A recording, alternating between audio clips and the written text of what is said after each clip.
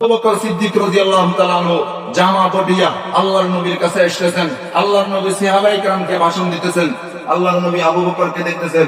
আবু বকরের ব্যাপারে রাসূল বলেছেন, আরহামু উম্মতি বি উম্মতি আবু বকর। এই উম্মতের সবচেয়ে দয়ালু হলো কে? সবচেয়ে দয়ালু কে? আবু বকর। কিন্তু আজকে আবু বকরের চোখে মুখে রাগের ছাপ। রাসূল বলছেন, তোমাদের সাথী আবু বকর ঝগড়া করে এসেছে, দেখো। তোমাদের সাথে আবু বকর ঝগড়া করে এসেছে, দেখো। আবু বকর আসি বলতেছে, ইয়া রাসূলুল্লাহ, ঝগড়া করে এসেছি। কার সাথে ঝগড়া? উমরের সাথে। কার সাথে?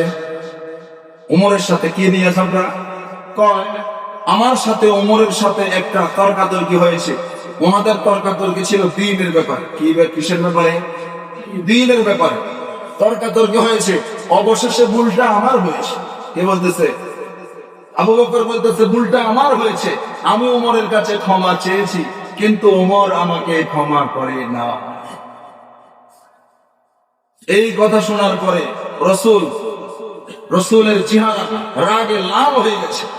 হযরত ওমর এইদিকে আবু বকরকে বুঝতেছে, কিছুক্ষণ পর চিন্তা করতেছে, হায় রে, আবু বকরের মতো সাহাবী আমার কাছে মাপ চাইছে, আমি মাপ করি নাই, এটা ঠিক করে নাই। তো কি করতে হবে? আবু বকরের বাড়িতে যাইতে হবে। গিয়া দেখে বাড়িতে আবু বকর নেই। আয়েশার কাছে গিয়া দেখে আয়েশার কাছেও নেই। এখন উমরের আর বুঝতে বাকি নেই, আর কোথায় যাবে? আর কোথায় যাবে? যাওয়ার জায়গা তো একটা, সেটা কোথায়? রসুলের দরবার। সেটা কোথায়?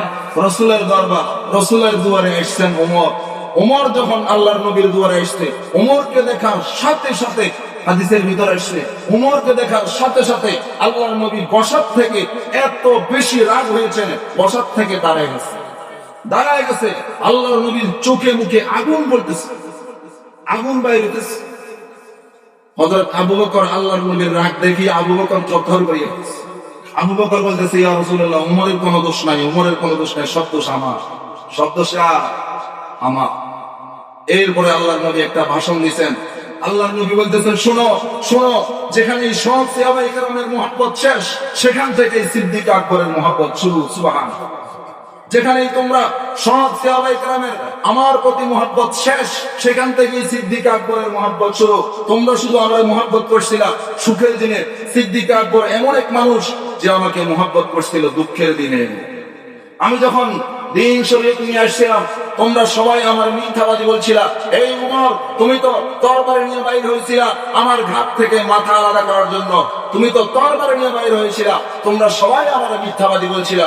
একজন মানুষ যে কোনো চিন্তা ভাবনা ছাড়া সে আমার সত্যবাদী বলছে, সে হলো আমার আবু বকর।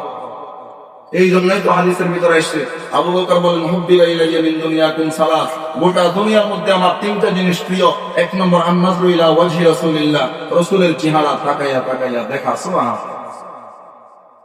যেখান থেকে সবার মহব্বত শেষ, সেখান থেকে সিদ্দিক আকবরের মহব্বত শুরু। সেই সিদ্দিক আকবর শুয়ে আছে কোথায়? শুয়ে আছে কোথায়? মদিনা। সেই মদিনার প্রেমের কথা বলতেছি, ওই মদিনার প্রেমের কথা বলতেছি, যেই মদিনায় দিন রাত মুহূর্তে মুহূর্তে আসমানি রহমত বর্ষণ হয়। ওই মদিনার প্রেমের কথা বলতেছি, যেই মদিনায় আপনার আমার হৃদয়ের স্পন্দন, আপনার আমার প্রিয় মাহবুব, প্রিয় মাশূক জনাবে মুহাম্মদুর রাসূলুল্লাহ সাল্লাল্লাহু আলাইহি ওয়াসাল্লাম, যার চেহারা তাকাইয়া দেখাটাই ইবাদত, যার শাফাআত ছাড়া আপনিও জান্নাতে যাইতে পারবেন না, আমিও জান্নাতে যাইতে পারবো না, সেই মদিনায় শুয়ে আছেন আপনার আমার মাহবুব। ওই মদিনার প্রেমের কথা বলতেছি, যেই মদিনায় এক রাকাত নামাজ পড়লে 50,000 রাকাত নামাজের সওয়াব। ওই মদিনার প্রেমের কথা বলতেছি, যেই মদিনায় যদি আপনার আমার কবর হয়, হাদিসের ভিতরে আসছে, এক সাহাবী ইন্তেকাল করছে, ওই সাহাবীর দাফন করা হইতেছে মাকবারাতুল বাকিতে। আরেকজন সাহাবী বলতেছে, হায় রে সাহাবী, এটা তো কেমন মরণ, এটা তো কেমন মরণ হবে, এই সময় তুই মরলি, তোর দাফন হইতেছে মাকবারাতুল বাকিতে। আল্লাহর নবীর সাথে সাথে তারা ধমক দিয়ে বলতেছে, সাহাবী, এটা তুমি কি বলতেছো? তো হুজুর, আমি মাকবারাতুল বাকিকে ইনসাল্ট করে বলি নাই, আমি বলছি যদি এই সাহাবীকে যুদ্ধের ময়দানে শাহাদাত করা হতো, শহীদ করা হতো, তাহলে তো তার হাসর হইতো শহীদদের সাথে। কার সাথে? শহীদদের সাথে। রাসূল বলছেন, শুনো, যুদ্ধের ময়দানে যুদ্ধ করতে গিয়া যদি কেউ শহীদ হয়, তার মর্যাদা তো বেশি, ঠিক আছে, কিন্তু যার দাফন মাকবারাতুল বাকিতে হয়, তার মর্যাদাও কিন্তু কোনো অংশে কম নয়। হাসরের ময়দানে সে উঠবে আমার সাথে। সুবহানাল্লাহ। কার সাথে? সেই মাকবারাতুল কোথায়? মদিনায়। মহান রব্বুল আলামিন আমাদের প্রত্যেককে মক্কা মদিনার প্রেম দিয়া নিজের হৃদয়কে সাজানোর তৌফিক দান করুন। সকলে আমিন। ওয়া আখিরু দাওয়ানা আলহামদুলিল্লাহি রাব্বিল আলামিন।